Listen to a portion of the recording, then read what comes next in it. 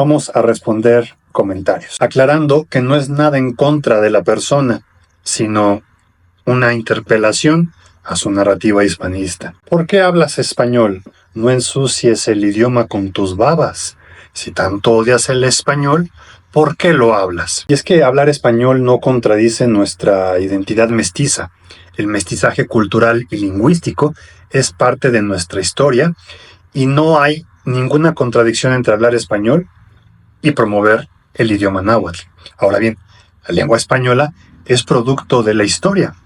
Y aquí, en la batalla cultural mexicanista, en verdad estamos luchando por reconocer las lenguas originarias que, a pesar de la colonización, siguen vivas.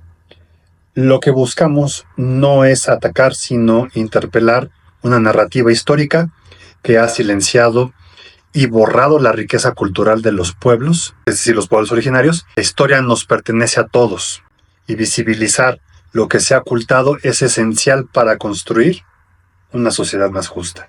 Mahtitlastocan Nahuatlastoli.